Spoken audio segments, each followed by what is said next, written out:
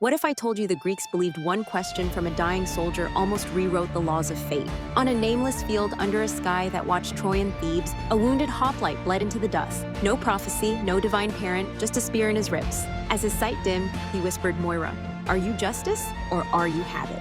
The word slid downward into Hades' hall. The fates paused. For ages they had measured thread by length, not by lesson. Clotho spun, Lachesis measured, Atropos cut. Wars, plagues, storms. Heroes, cowards, kings, all the same weight. Now this small voice reached them. Hades listened, tired of rivers full of the young. Persephone touched the air where the question hung. If fate is only repetition, she said, mortals are punished for being born late into an old mistake.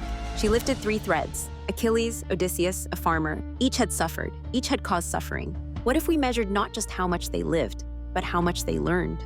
What if a man who breaks his city and feels nothing is weighed differently than one who breaks a promise and never forgives himself? Zeus bristled. Fate is my armor. Athena tilted her head.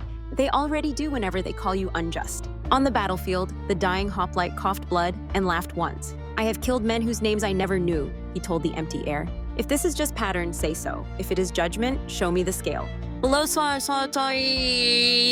Irenaeus heard something strange, a plea for standard. We are not law, we are structure, but structure without memory is cruelty. They changed one rule. From that night, a life was measured by pivot. The moment a person saw themselves clearly and did something different. Heracles not at his labors, but at the instant he chose penance. Theseus not in the labyrinth, but when he realized he had left Ariadne. Jason not on the Argo, but in the quiet years when betrayal tasted like iron. Achilles not in glory, but when he gave Hector's body back. Odysseus not with the horse, but when he told one last lie and heard it echo. And countless unknowns. A thief who put a coin back, a judge who reversed a verdict, a mother who broke an old curse by refusing the blow her mother had given her. The dying soldier's pivot was small. He had led a charge to impress a general.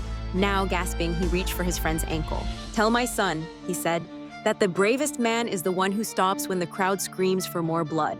His heart failed on those words. In Hades, the scales shifted. His thread landed heavy on the side that had learned. No hymn ever named him, but the adjustment rippled. Centuries later, dramatists in Athens would write plays where kings were wrong, and the chorus asked why. Philosophers would argue about virtue, choice, and what a man owes not to the gods, but to his own reflection. Persephone sometimes visited the soldier's shade. "You were not spared, but your question was." He asked, "Did anything change?" She pointed. At Orpheus, at Orestes, at nameless crowds. Now when someone asks if Moira is justice, we cannot answer with silence. Your doubt became part of the order. Above, under new stars over old ruins, a child listened and asked, "But what about the people they hurt?" They count too. Somewhere deep a thread brightened, and the universe inched one small measure away from habit and toward responsibility.